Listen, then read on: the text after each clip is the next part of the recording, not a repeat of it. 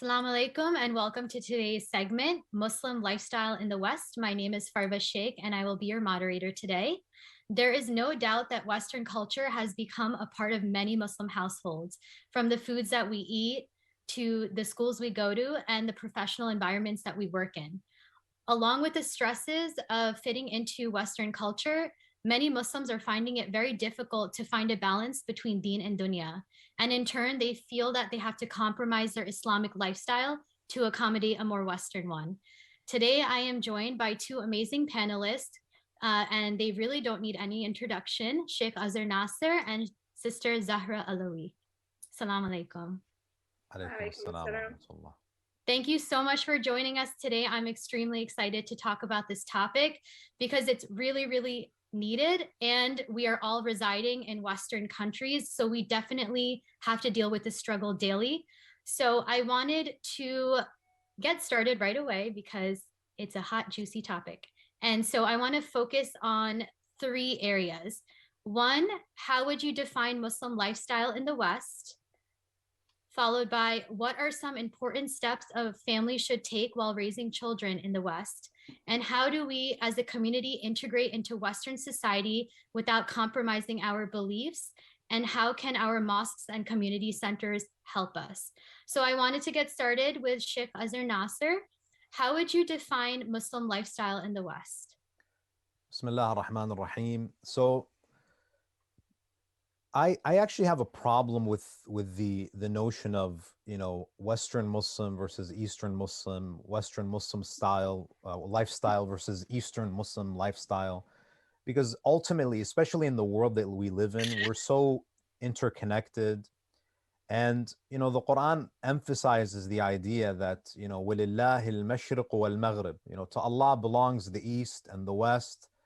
And the laws of Allah subhanahu wa ta'ala apply in the East just as they apply in the West. As Western Muslims, we don't get a pass.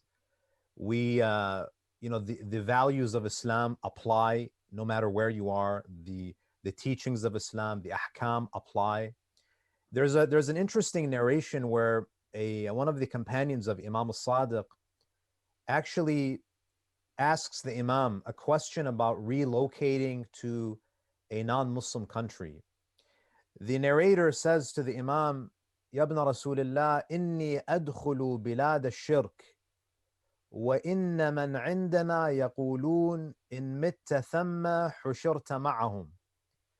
This man comes to Imam al-Sadiq and he says to him, Ya ibn Rasulillah, I am relocating to a non-Muslim country. And there are those among us, some Muslims have this belief that if you relocate and you become a part of a non-Muslim community and you die in a non-Muslim country, you will be resurrected among them, meaning that you will become one of them. And in fact, many of our relatives back home, they might even consider us to be, even outside of the fold of Islam, that we've relinquished so much of our identity that we've essentially become part of them. What's interesting here is that Imam al-Sadiq, he says to him, Ya Hammad, the narrator, his name is Hammad, Ya Hammad, إِذَا كُنْتَ ثَمَّ تَذْكُرُ أَمْرَنَا وَتَدْعُو إِلَيْهِ. The Imam says, Oh Hammad, when you are there, when you are in that non-Muslim country, when you're in that region, are you able to revive our teachings? Are you able to uphold our values and invite others to our path? The man says, yes, Ya ibn Rasulullah. So this shows you that even during the time of Imam al-Sadiq, there are non-Muslim regions that offer more religious liberty, religious freedom. So he says to the Imam that yes, this non-Muslim country that I'm migrating to allows me to practice my faith, and it allows me to invite others to my tradition. And then the Imam says, فَإِذَا كُنْتَ فِي هَذِهِ الْمُدُنِ مُدُنَ الْإِسْلَامِ تَذْكُرُ أَمْرَنَا وَتَدْعُو إِلَيْهِ. The Imam says, if you stay in these Muslim territories, will you be able to practice your faith and invite others to this path? And the man says, no. And this is really interesting because today we know there are places in the world that identify as Muslim countries, but you and I both know that we would not be able to practice our Shia tradition in those regions. We would not be able to practice our faith. The same problem existed during the time of Imam al-Sadiq, where you have places that identify as Biladul Islam, but they restrict the religious freedom of Shias. So the man says, no, if I remain in certain Muslim territories, I will be limited in my ability to practice my faith.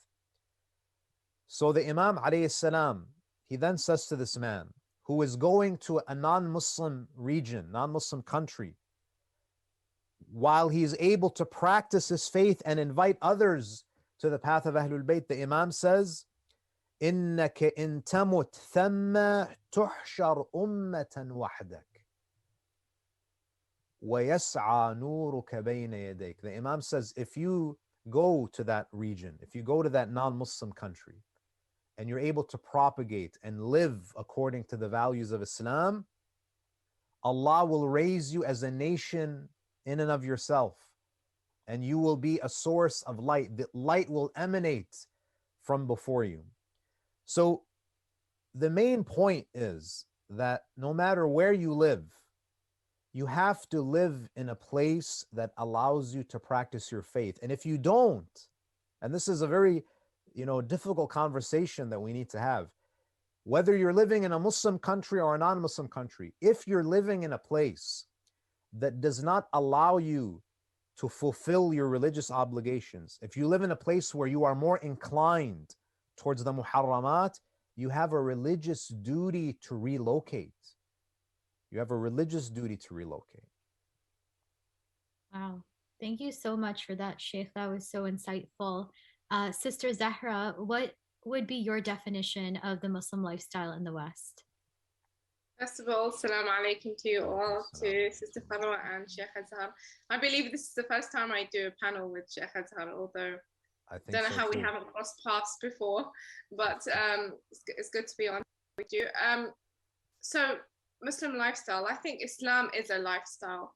It gives us all the basics of a lifestyle, from family structure to raising children, to how we should conduct ourselves, to how we should behave, to the religious practices. So Islam already provides that basis of a lifestyle. Now, depending where we are around the globe, I think proves to, it presents itself challenges.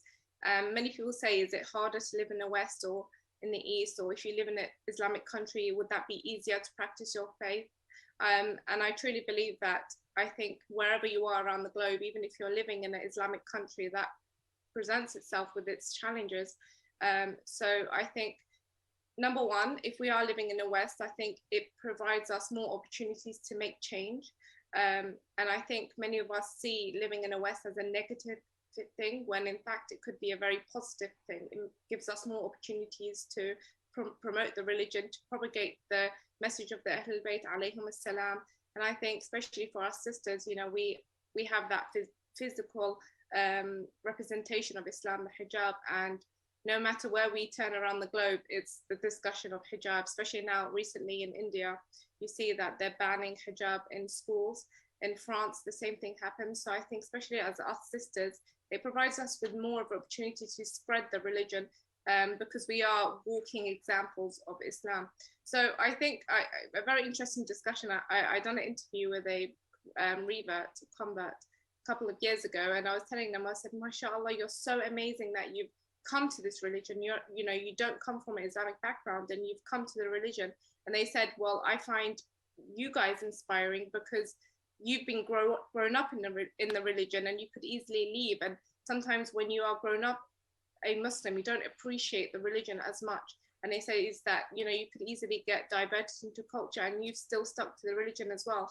So I think it's just beautiful to see that sometimes we kind of look at living in the West as a negative aspect, when in fact it could be very positive.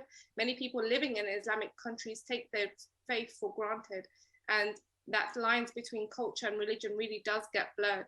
So I think we should look at the positives of living in the West, how we can make changes while we're living in the West, what positive, how we can spread the message of the Ahlul Bayt alayhim as-salam.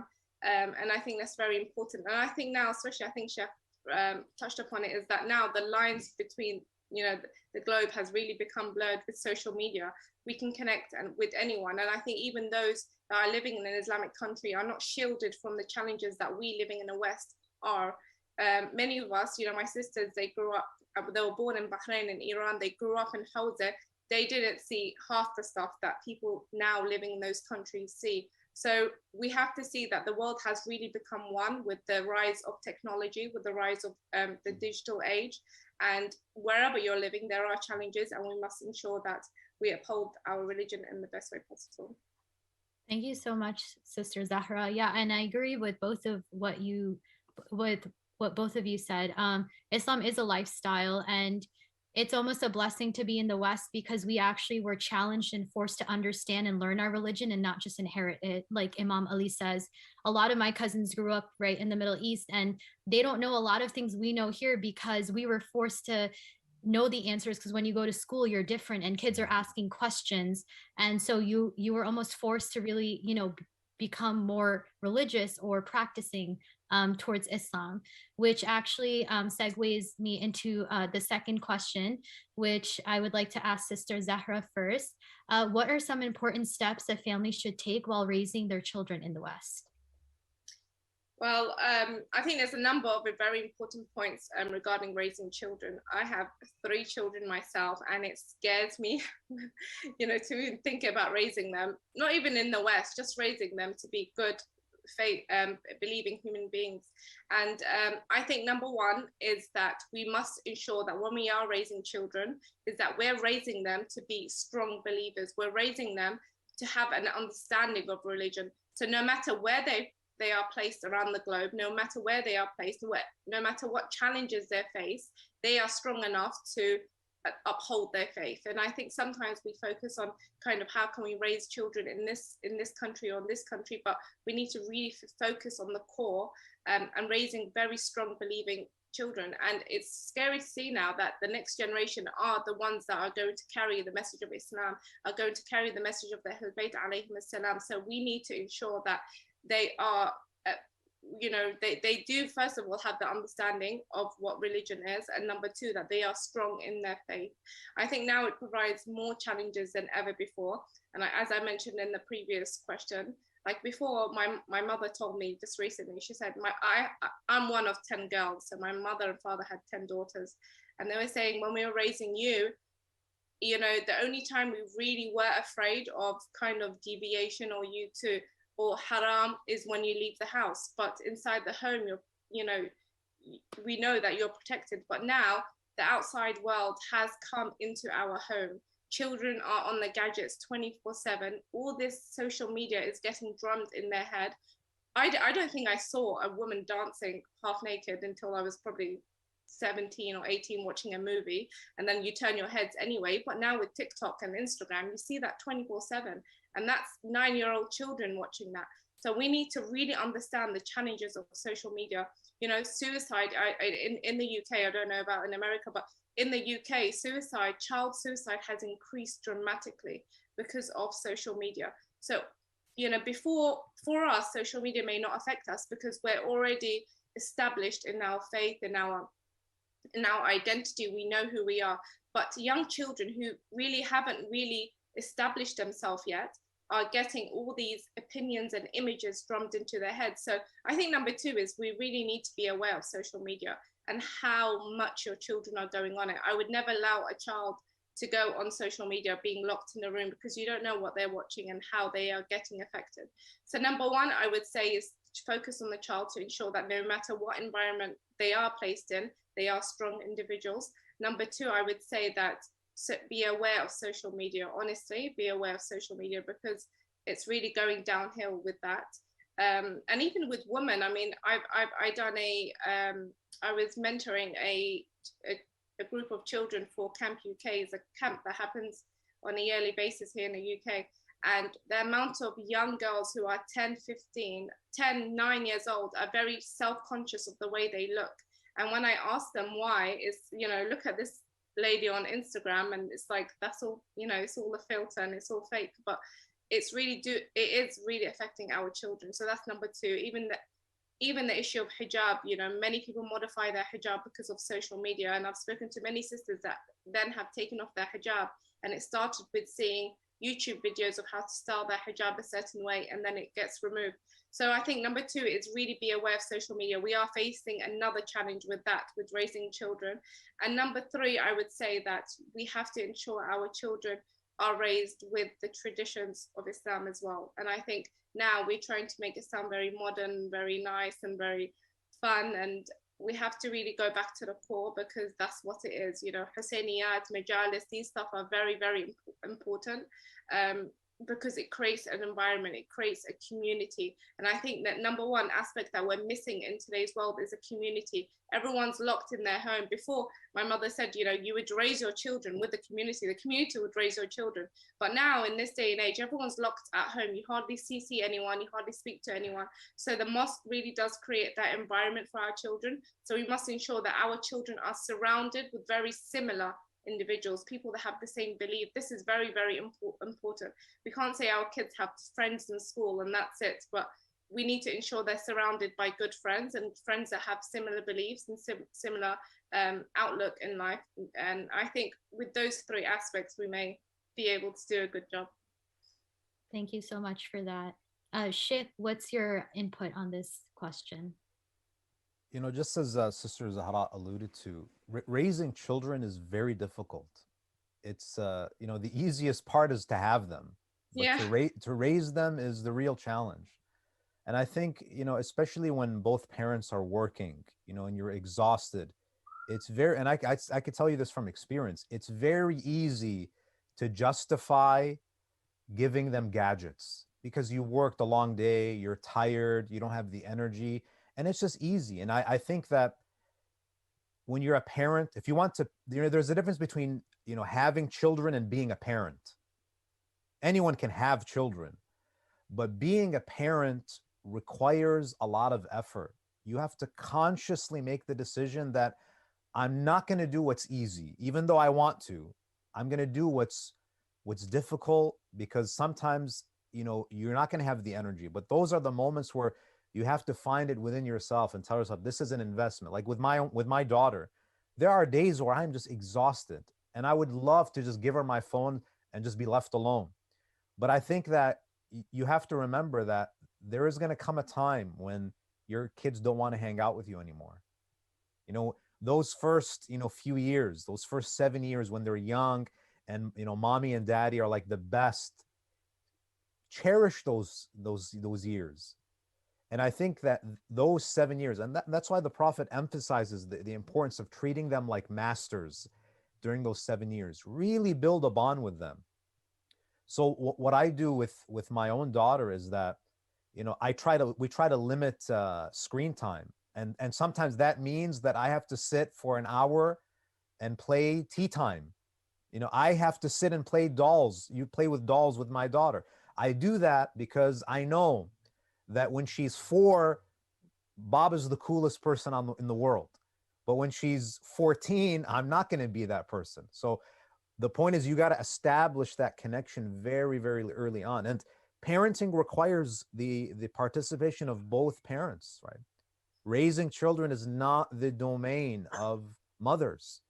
Fathers also have an important role. And I think it's very interesting that when you look at the Quran, Allah makes it a point to talk about how Luqman gave advice to his young son.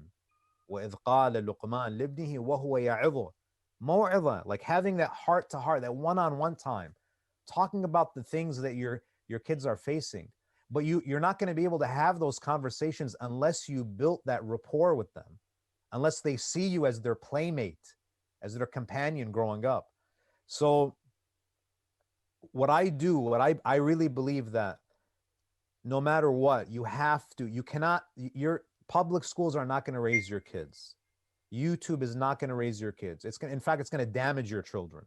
So a lot of what it means to be a parent today is just to shield them from the negative influences and really be more involved in their lives. It's not just about giving them food.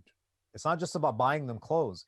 It's about actually sitting and, playing with them, taking them to the park, having conversations, talking to them, not texting them, because we text, but texting is not real human conversation. You need to have real conversations with each other. When you're having a meal with each other, phones need to be removed. We should be looking at each other. We should be communicating. Every day when I take my daughter to school, it's a 30-minute drive, and I can take her to the public school, which is 2 minutes away, but I know that I'm going to pay the price in 10 years if I do what's easy. So I do what's a little bit, I'm going to inconvenience myself. And in that 30-minute drive, I have 30 minutes with my daughter. I can give her a phone, but what I do is I review like the ahadith that she's memorized, and I praise her and I encourage her, and I, give her gifts every time she memorizes a hadith. You make it into a game. And that's what I've learned as a father, that if you want to make Islam fun, make everything into a game, make everything into a challenge, reward them when they do good. And sometimes being a parent means that you have to find the child within you.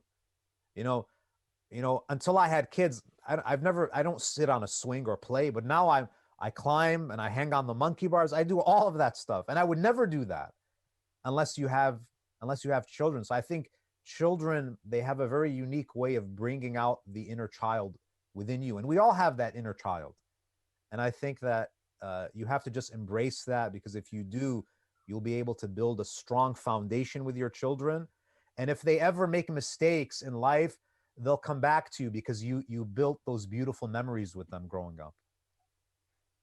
Thank you so much. Both of you spoke so well about this. I mean, I don't have kids, so it's something that's new to me, right? Like, what are these challenges that parents are facing daily, putting their kids in school, handing them devices? There's a lot of external things that are coming into our lives without us even realizing it. And some of the tips that both of you provided are very helpful, especially being in the West. It's so easy for kids to see something on social media or go to school and say, well, so-and-so does this with their family. And you want to create that in your own home so your kids don't have to look anywhere else. And they feel like they're getting the best environment just being with their parents and their siblings. And so I wanted to segue into our final question. How do we as a community integrate into Western society without compromising our beliefs? And how can our mosques and community centers help us? Sister Zahra, I would love to start with you. Yeah, so I think this has been a debate, and many people say, can we integrate into the Western society without compromising our beliefs? And I think we certainly can. Islam is supposed to be, Islam provides us, as I said before, a lifestyle, and and we should stick by that. And I think, especially, for example, let's take the hijab, for example. Many people say, should I compromise my hijab, for example, to get a job or to get into a certain workplace? And I think that in many cases, and this is from experience, before working in a Islamic channel and Islamic organizations, I did work out there with, in workplaces that had no Muslims at all. And I think that deep down, people really do respect you when you stick to your beliefs. And that's something I've really, really seen. And many times, I worked in a workplace before working in the Islamic channel that I then moved on to. And many times, people, for example, even if they would eat a certain thing or drink a certain thing, I would get off the table. And, after when I finished, when I was about to leave the workplace, someone came up to me and they said, we really respect you for sticking to your beliefs. And I think deep down, people do respect you when you stick to your guns and you know yourself, you know who you are, you know who you are, and people respect that. So that's number one. Number two, I think that is it possible to integrate within the West while not compromising our beliefs? And it certainly is. In many aspects now, I think the world really does understand many of the religions. For example, a lot of the workplaces have here in the UK, many of the workplaces, they call it they don't call it a prayer room, they call it, is it a prayer room? Yeah. Meditation room. What is it called? Meditation room. Yeah, meditation room. Yeah, that's the one. Yeah, it is a meditation. I haven't worked in a outside. I've been stuck with Islamic organizations, but yeah, a meditation room which has all faiths that can pray there. So I think many of the workplaces now do facilitate for religions. It does facilitate. They do understand our religious beliefs. If someone needs to pray during their break room, it is available. And I think it's, you know, we make excuses for not doing certain things. And that's something that I have really, really learned in the past couple of months. I think many times we say, we can't do this, we can't do that, we can't pray because we're working. And, you know, I don't know if many people know, but my father passed away 4 months ago. And I saw him on his deathbed. He was dying and he was praying. And he couldn't, you know, by that time, Secretary Malt had come to him. So he couldn't speak, he couldn't see. And you know, and we would sit in his bedsides and he would kind of like blink his eyes while he's praying and he would mutter. He can't speak because he was dying, but he would mutter some words. And I just stood there and I thought to myself, wow, you're dying and you're praying and we make excuses. You know, we've got this job to do, so we're not going to pray, or we'll pray the last 5 minutes. Or sometimes we don't even have anything to do and we would just pray the last 5 minutes before it becomes qada. So I think we make a lot of excuses for ourselves, and we try to, as Sheikh Azhar says, we always try to take the easy route. We always try to just take the easy route in everything. And in many cases, we do begin to compromise our beliefs because we think, you know, let's just take the easy route. When in fact, taking the hard route is the best thing to do. You know, we need to stick to our guns, and we need to ensure that even with the challenges that it may present to us, then we need to stick by it. And I think, you know, just one last message, you know, as this is the last question, just be strong in your faith. Many sisters come up to me and say, it's so hard to wear hijab in the West. And I say, you know, and they say, you know, when we leave, we feel like everyone's looking at me. I say, just put your head up high and walk out and be confident in who you are. Because many times it's our lack of our lack of confidence that makes us believe everyone's looking, when in fact, you know, perhaps no one is looking. I actually remember, you know, saying that when I was pregnant with my second child, I was on the bus and I was sitting down and my belly was huge. And just at that time, there was a suicide bombing, I don't know where around the globe, and all the news were reporting on it. And this woman was staring at me on the bus, and I was so aware of her staring at me. I'm like, oh my God, all the news was talking about suicide bombing. And I'm like, I'm here wearing an abaya and a hijab, and my belly is massive, and she's looking at me because she thinks I'm a suicide bomb.